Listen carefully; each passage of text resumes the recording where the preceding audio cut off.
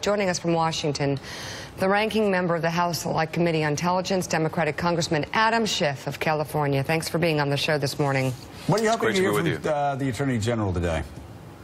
Well, certainly there are going to be a lot of questions about whether he had meetings that he didn't disclose. And I think what would be significant here is he gives the initial testimony before the Senate. It isn't accurate. He later comes back when it becomes public. It's not accurate and clarifies the record. But if there were an additional meeting or meetings that he didn't even disclose then when he was on notice, that obviously this was of great interest to the Senate, that would be even more problematic. So that's, I think, a very fruitful line of inquiry for the Senate, but also all of the circumstances that led to the firing of Jim Comey, any facts that would corroborate Jim Comey's testimony, whether, for example, Sessions knew that the memo that Rod Rosenstein wrote would be used as pretext for firing on a completely different basis. There's a lot to ask him, and the only question really is whether he's going to be willing to answer these questions. Gene Robinson's in Washington and has a question for you. Congressman, what's your understanding of where the investigation is in the House? We've had these ongoing Senate hearings now, but what's happening in the House, and are we going to see some visible manifestations of that investigation? Yes, well, we have sent out letters to any number of witnesses to bring them in for testimony. Most of that will be in the form of interviews or depositions that'll be behind closed doors. We are also scheduling further open hearings. We have one coming up with Jay Johnson that we're just working on pinning down the date. He was one of the 3 agency heads that signed that initial statement of attribution in October that the Russians were hacking while it was going on. He was also the interface with the state elections officials, so we'll be talking about what threat the Russians pose to our elections infrastructure.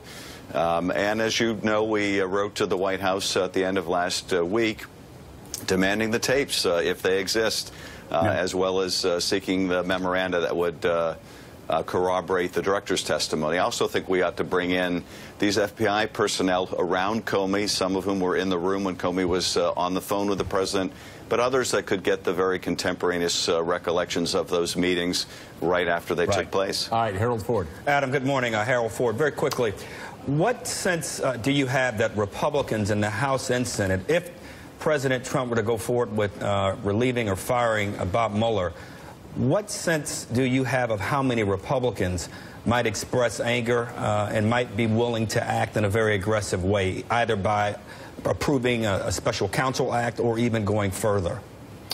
I think that would, I would hope, be the last straw for many of the Republicans that have stayed their hand and not been willing to speak out. If he were to take this step with all of its echoes of Watergate, I would hope that what Congress would immediately do would be to take up an independent counsel law, maybe one that was single purpose, not that gave indefinite life to independent counsel, but rather authorize this investigation so that Bob Mueller could be reappointed, because I don't think that Congress would sit still and allow the president to pick his own investigator.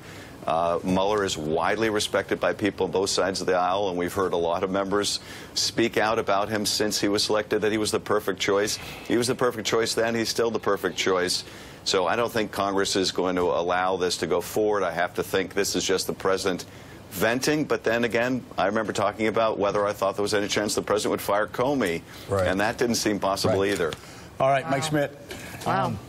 Congressman, what role is Devin Nunes, the chairman of your committee, playing in the investigation? He had said he was going to step aside, and then there were some notion that maybe he was still signing subpoenas and playing a role in the investigation. How involved is he, and does that concern you?